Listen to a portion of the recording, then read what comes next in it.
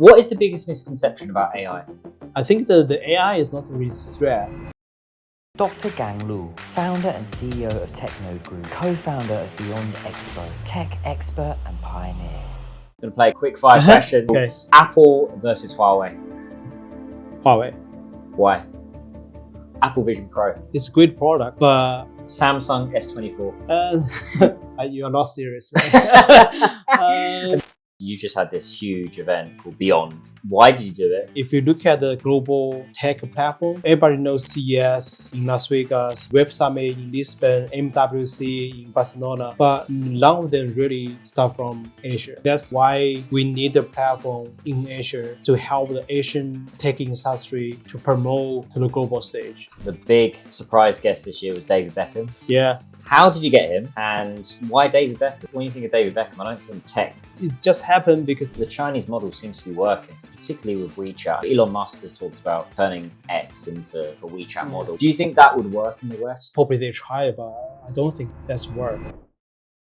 Congratulations, Panda Profits gang. We've made some progress. 81% of people that watch the podcast are not subscribed, down from 83%. Our goal is 75%. If you like this channel, please subscribe. It helps the channel a lot. The bigger the channel, the bigger the guests. Thank you. Enjoy the episode. Dr. Gang Lu, what is the biggest misconception about AI?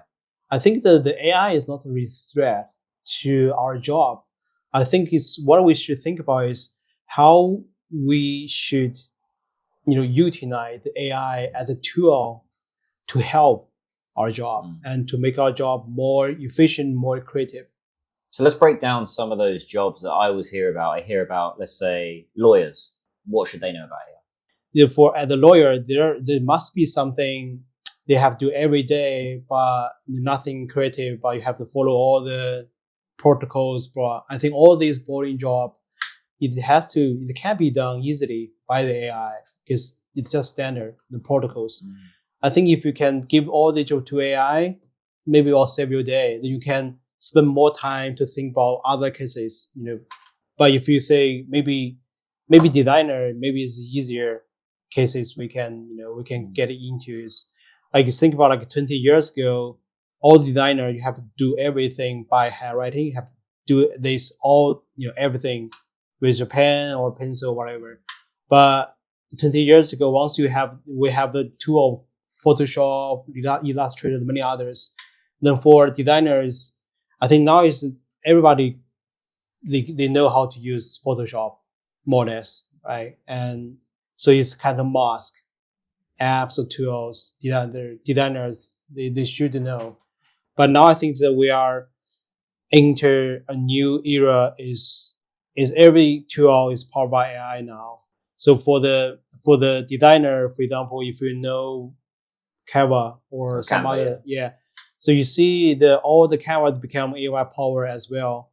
So for the designers, you have to learn quickly and to understand, with Canva, with AI powered, what's the new function they can offer you, right? It's like, for us, we do all we do events. We have a bunch of speakers. We have to make a poster for all the speakers. Then before it take you a week, you have to push your designers and then drive them crazy, to do all the boring like poster for all the 100 speakers. But now you can just upload the template and give all the profile photos or speakers. They can give you maybe 1 hour. That's save your day. Going to play a quick game, right? Quick 5 questions with Dr. Gang Lu. Okay. So I'm going to throw out some tech, hardware and software, and I want you to tell me what you think about it, right? Positive, negative, whatever you want, okay? Apple versus Huawei. Huawei. Why? I'm still in Apple, but I think Huawei is doing more innovation. But Apple is kind of stop innovation. What particularly? What innovation? In many ways, like is like look at the Huawei, all the products, you can see they're huge. You always try to bring the product to the next level year by year, or they release product like maybe half a year. But look at the iPhones. I mean, iPhone's still great stuff, but it's just try to sell maybe bigger size, slimmer, Like, for example, talk about the phone, right? We talk about like a full screen phone. It's like we had that in China 5 years ago. But if you look at still talking about, iPhone still have something there. It's I don't know why it's moving so slow, and even the maybe people don't really like it. Like Vision Pro is, I think it's massive, right? But to me, I don't know. It's, of course, it's with that expensive price, it must be must be better than all other product. But VR AR in China is not something new. It's been talked about for many years. Well, I think Apple haven't addressed the Achilles heel, which has always been the battery.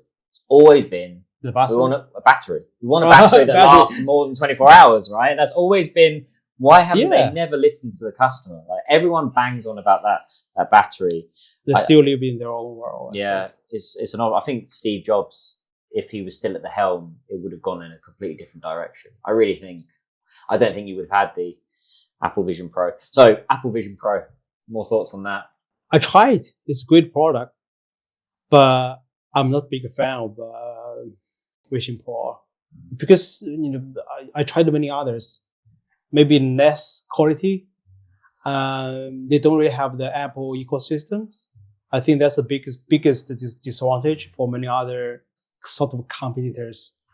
But if you look at the technology, or at least if you try to tell the people, okay, one day you're going to live in the virtual world, you have to have something like this. I think that many other companies did that already. But I think that the Vision Pro just benefit from Apple, the biggest brand in the world. So I love Vision Pro, but I'm not crazy at a Vision Pro. And also with that expensive price, it's just a product to educate the market. They should come with some cheaper or consumer friendly or cost efficient and products one day. Hopefully the app can do that as soon as they can. Do you think that's going to take off in China? Do you think people still buy into the brand of Apple? I don't think it's just too. I think it's too expensive. It has to be the consumer, the family stuff. Two more. Samsung S24.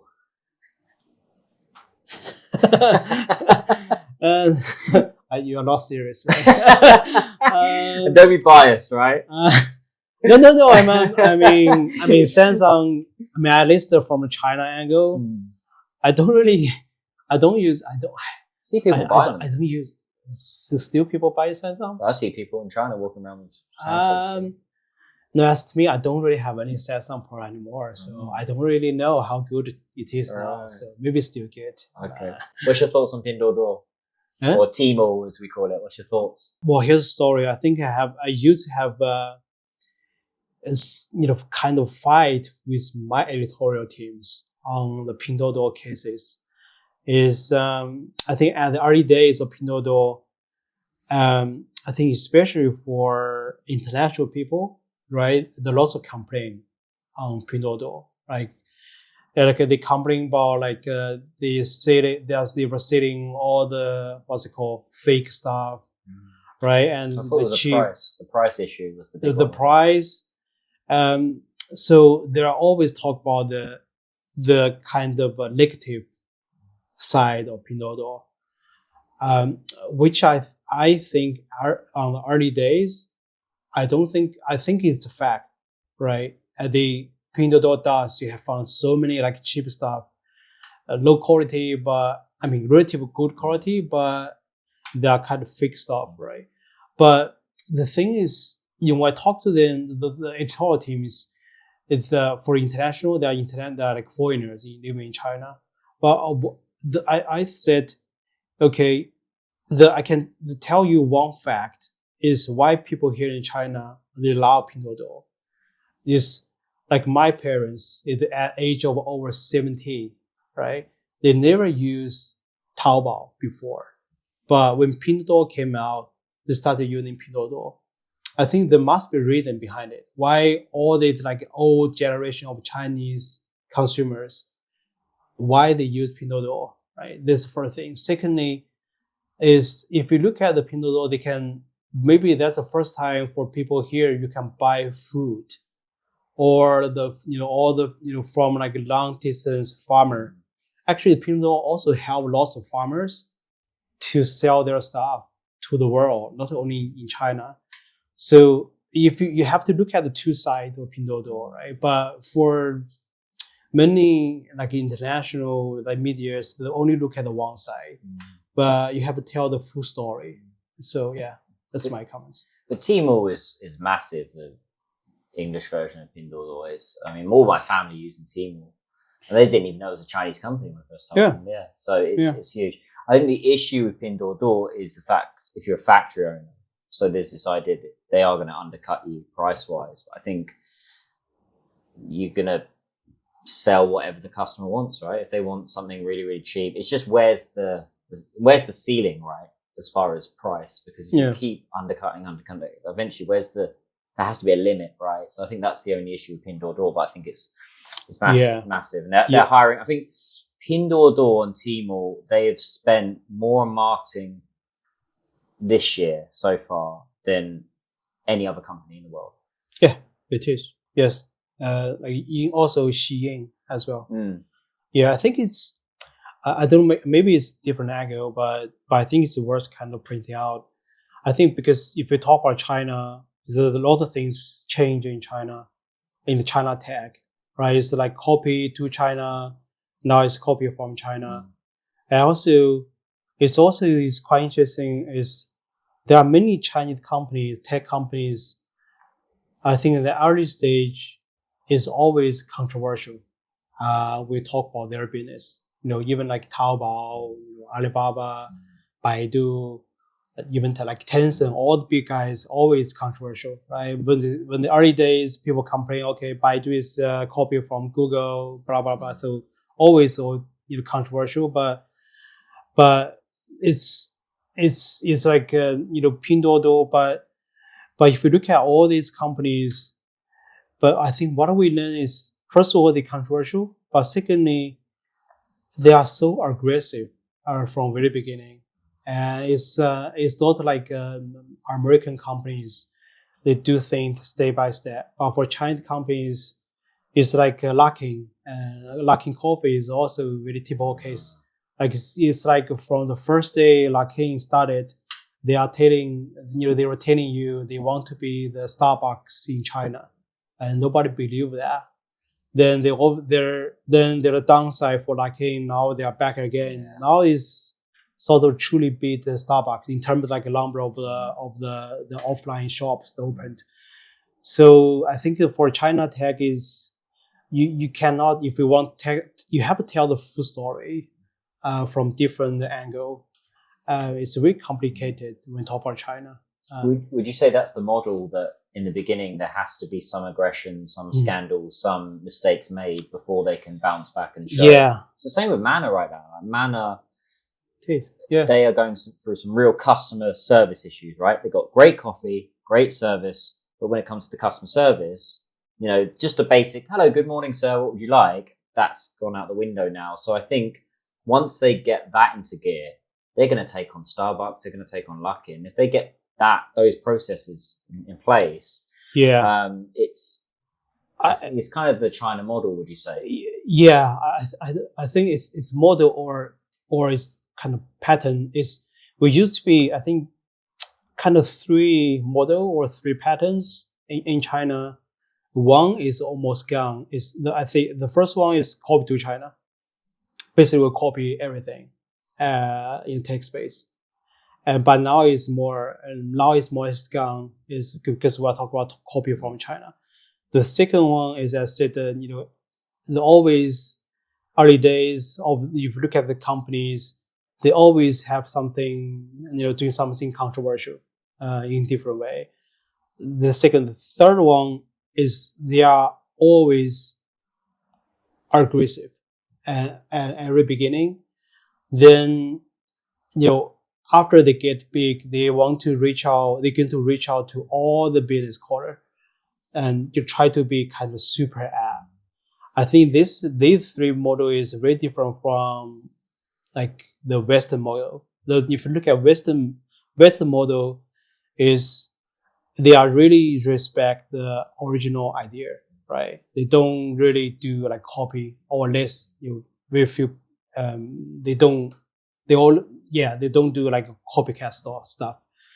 Secondly, is that they always focus on one thing. They even, for example, like a WhatsApp, right? WhatsApp probably started before WeChat, right? But WhatsApp still WhatsApp, it's a messenger. But what the WeChat is super app, is doing almost everything now. So I think like Facebook still social network, but like we have like Weibo is doing everything. Jingdong, JD used to be e-commerce only, but now is doing almost everything as well.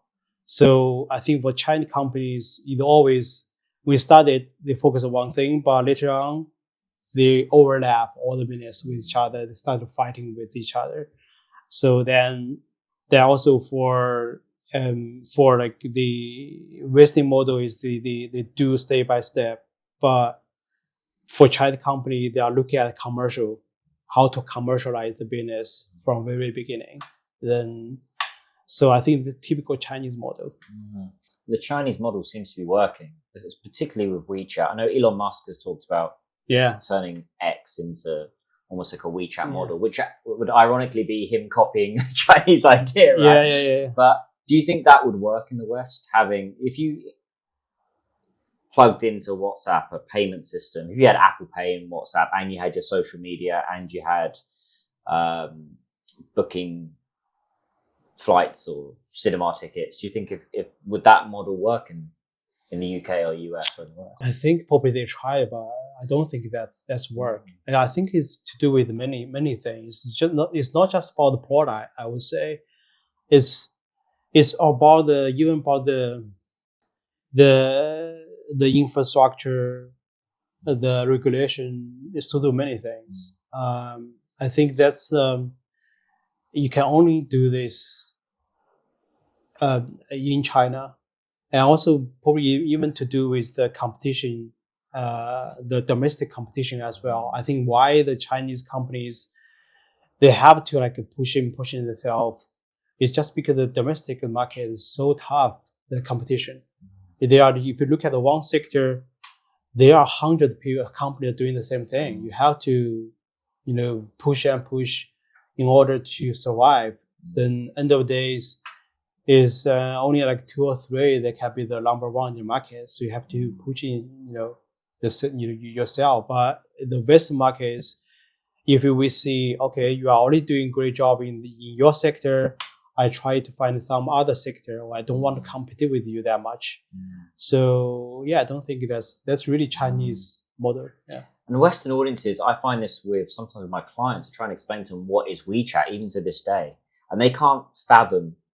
If a messaging service had Apple Pay, and it had a YouTube, and it had a social media all built into one, they just can't understand it. They have to separate in their mind each one. If you could have Uber Eats as well, all packed into one, they just can't quite understand it. But that is the Chinese model. It's plug in and place everything at once, and then the masses use it. I think it's an interesting model. I think technology, I said, the technology to me is really the culture thing, is to do you have to have the different mindset, right? Yeah. If you don't understand the culture behind it, it's hard to understand how the business is running in the local market.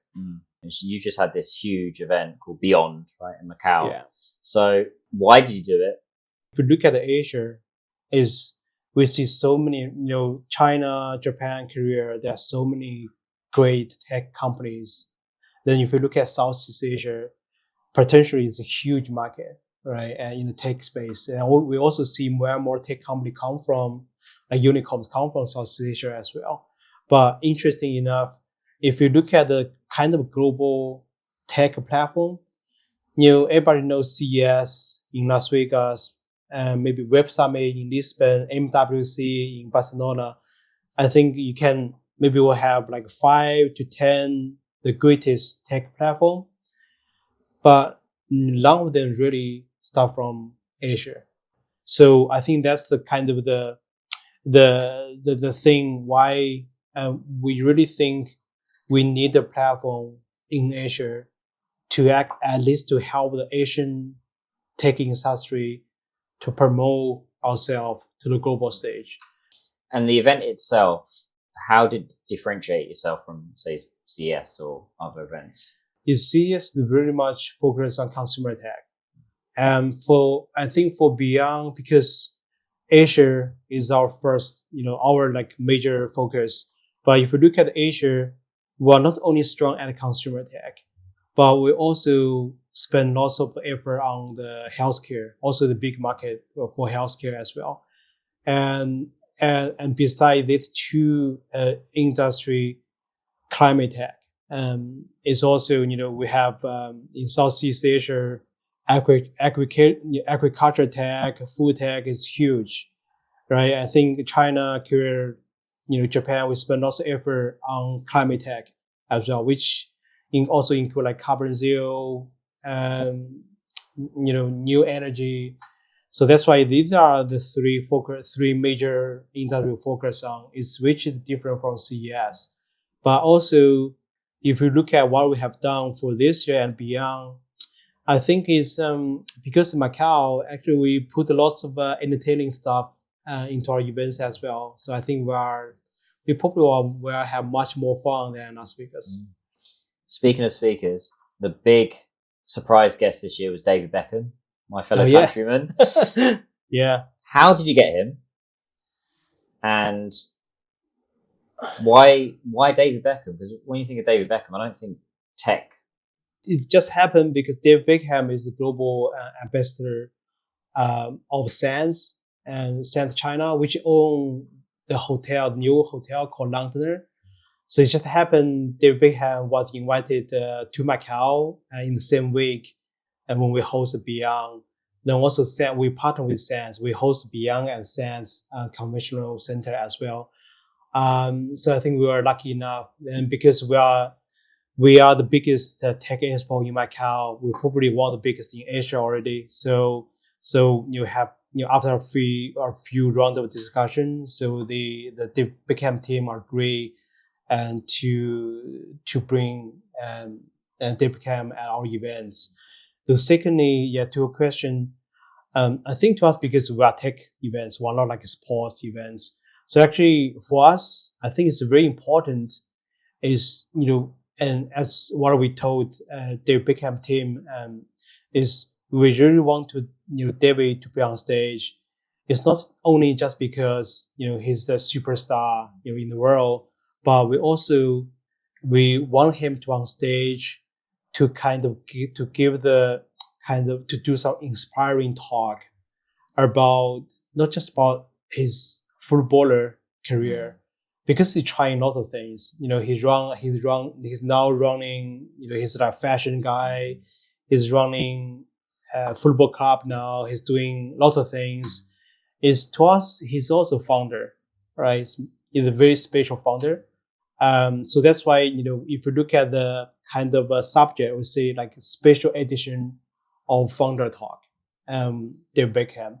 So we want him to give all the founders in the tech space to share his thoughts on how to be the founder and how to deal with the founders' career life and the family life and all these. I think turns out is he give a great sharing on stage at our events. Like yourself, is ambassador now. They're feeling like ambassador role, bridging between China, between UK. He is massive in China. I'm always surprised at how mega star he is here. When he had a trip to Shanghai afterwards, didn't he?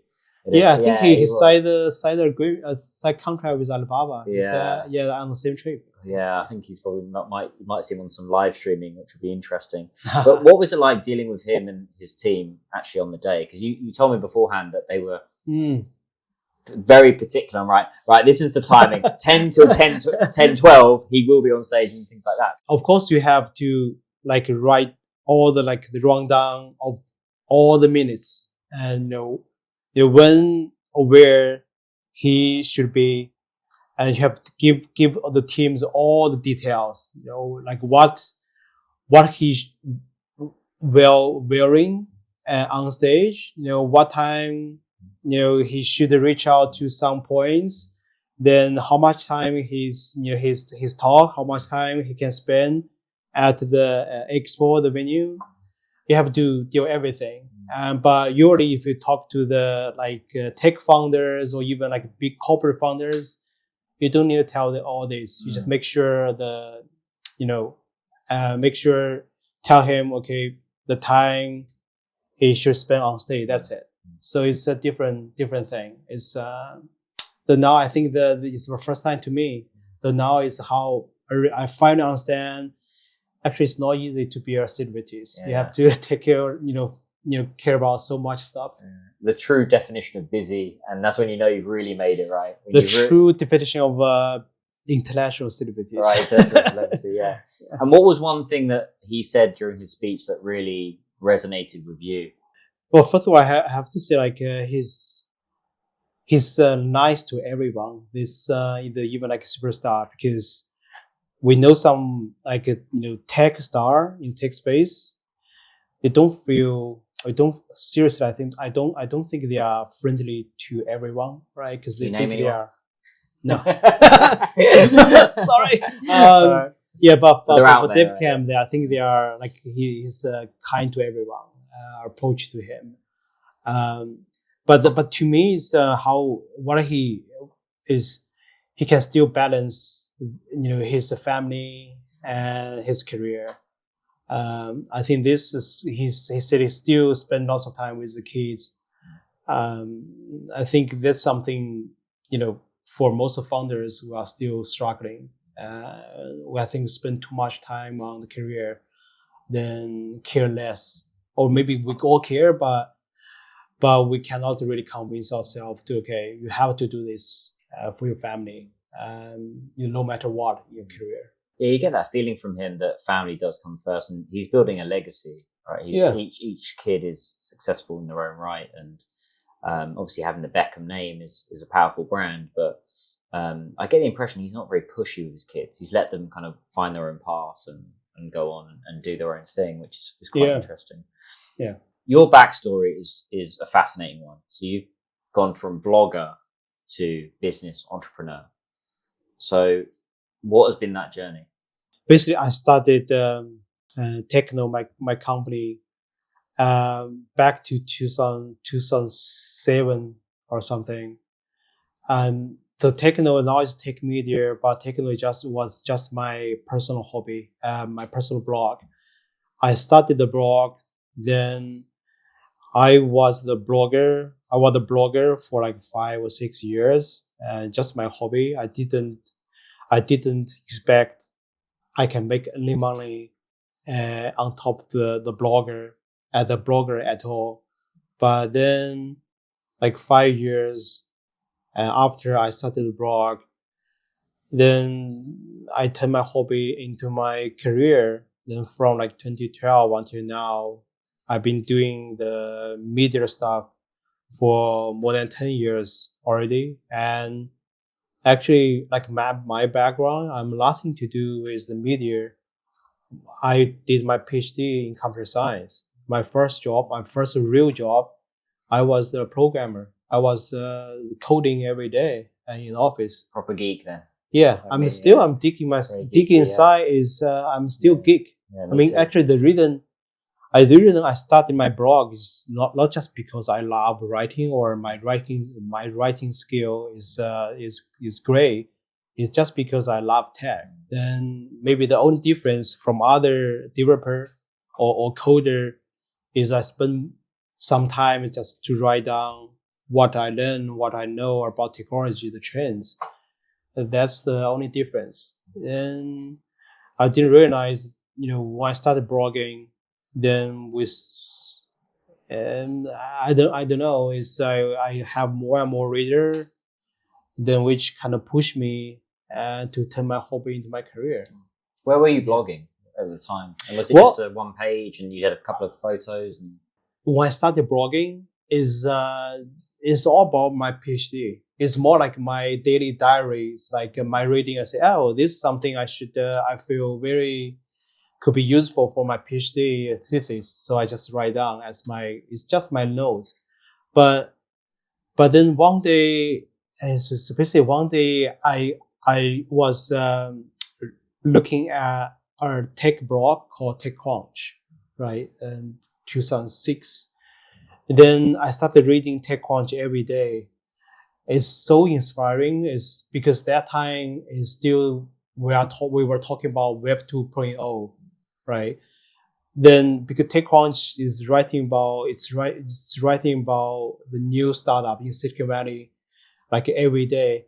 Then that's so fascinating to see. Oh, there's so many so-called startups, right? They are doing like the new app, a new website, new service, and there's so much happening in Silicon Valley that day. Those days. So I say, oh, because I'm from China, so I say, oh, there's no kind of tech blog that are writing about China. So I say maybe I'm a tech guy, so probably I can write about what's happening in China in tech space as a blogger. But actually, before I started TechNode as like tech blog, actually the first thing I did, I emailed the founder of TechCrunch, say, hey, I think his name is Michael. I say, hey, Michael, I'm from China. Can I do like TechCrunch China and, as a blogger? But obviously, because I was nobody, so I never got an email back. So I say, oh, okay, so maybe I just try on my own. So that's how we started. So, but also, I think start from the very beginning, I was blogging in English instead of Chinese, because as I said, I really thought, there are, I think Chinese, even like 10 years ago, nobody expect, I think very few people, they thought, oh, Chinese company, the Chinese market is going to be packed one day. But I thought, even China market is massive, right? It's always, end of the days, it's going to be very crowded. Then all the Chinese companies, they're going to look at overseas market. If you look at overseas market, they need to build their brand in English or instead of Chinese. So they need English media to talk about it. So that's why I thought it would be very useful to write about China in English. So I say, okay, maybe I can just give it a try. my question was going to be, did you copy the idea? But actually, it doesn't sound like that at all. It sounded like you were inspired by the idea. You even asked the guy, hey, can I do this in China? Got no response. Well, if no one else is going to do it, the old Ma Yun quote, which is the Jack Ma quote, which is do it yourself first. If you're the first one to do something, don't be the best at it, be the first at something. I think it's really great that you actually were inspired by TechCrunch and thought, well, I can just probably do it myself, and maybe even better for the Chinese. Yeah. It's at the beginning, I tried to reach out to the TechCrunch and then get the notes to respond. Then I started TechNode as my company back to 2012. Then around 2013, actually TechCrunch came back to me. Actually, we signed a strategic partnership with TechCrunch. Right. So I've been running TechCrunch China for 7 years until 2019. Did you feel a little bit like, oh, look who comes crawling back? Like, I've messaged you a few years ago and said, did you feel a little bit like that? Like, finally you get your revenge? Well, of course, I feel a bit proud, but seriously, I think is TechCrunch is still I really respect TechCrunch. All my career is like inspired by TechCrunch. TechCrunch is still huge. it was huge and still huge. So I feel really feel grateful as TechCrunch give me the opportunities to work with them, because think about this, I have nothing, I'm not journalist at all. I know nothing about media. Have no idea is how media business works. Then actually the partnership with TechCrunch actually opened my eyes as well, because I had the opportunity to work with TechCrunch, the kind of professional editorial teams, to learn how they run the editorial teams, how they run the media business. I think that I learned a lot from TechCrunch. Of course, because TechCrunch is huge in the international market, that also helped TechNode to build our own brand, not just in China, also in the global space as well. Yeah, I think the word is inspired, right? You were inspired by what they were doing and wanted to make a more localized, I guess, Chinese version. And what was the step after that? So you've been blogging for a while, and then you told me before someone noticed you, essentially, almost like an investor noticed what you were doing and then approached you. Yeah. I think it was, so basically I had a friends, who I think we know each other since I started, right? I started my blog. Then so basically the one day and he came to me say, hey, I think that was around like 2012. So if you are familiar with the how the Chinese tech industry being developed in the past few years, I think 2012 that probably the China tech started booming, because that time we started to have a 3G. Then we have all the mobile business started. WeChat was just growing, right? Then. Yeah, WeChat, the 3G, basically what we call mobile internet. So basically, the one day he came to me, he said, hey, you should, we need the TechCrunch in China. And then he said, Gang, you've been doing this as your hobby for so many years. You probably should be something like TechCrunch, like in China. Then he said, oh, I can, here's the check. Just take the money and do this at your career. So, I was, I think I was naive enough to say, oh, I never expect somebody, will give me the money to, ask me to do the blog, right? So I took the money and started to set up team. You never had any business experience, no entrepreneurial experience at all? I had another startup before TechNode. And here's another copycat story. Actually, I never told. So actually, Apple I think it's a British company called Moo, Moo Car. I don't know if it still exists. So basically, it's like customized business car business. So basically, it's quite interesting. All the traditional cars like this size, but for the Moo car, it's give you half size of the car. It's very interesting. You can, and then all the business car, like, is all look the same. But for the Moo car, it's basically you can upload 100 pictures. Then turns out all the business cars can be all different with different background, right? So it doesn't sound like big business, right? but I don't know why, but I saw them one about the UK is quite interesting business model, right? So then when I went back to China, basically I copied the idea. So then, that's the first stop that I started. But it turns out is like one day is we make some money, but it turns out like all the money we make, we pay our staff. So we say, okay, the good word to describe that is we break even. But for different angle is we really see the ceiling is so it's not a business you can kind of scale up, right? So that's the first one. But the techno actually is kind of second one. But still, I think it took me, at least a half a year to kind of convince myself I'm a founder now. I'm not just a blogger. I think you're perfectly personified as a person with China. So China's gone from not entirely, but copy to, so copying ideas and then making it their own. And now it's gone to copy from. And you best represent this, right? Probably in the beginning, you would have taken an idea, then you've been inspired by an idea, now you've done your own thing, right? I think that's a really important one. Yeah. Have you had people actually now copying you, right? So copying your idea and trying to replicate that in other countries, whether it be the blogs or the business or the events? I'm kind of the pioneer in the tech blog business. So I met some like kind of friends or people came to me and say, hey, they know me a long time ago because in China, as I said, we started 2012. That's how especially the startup ecosystem in China, kick off that times. So I think I met lots of friends. They are like unicorn founders. We know each other, and from very beginning.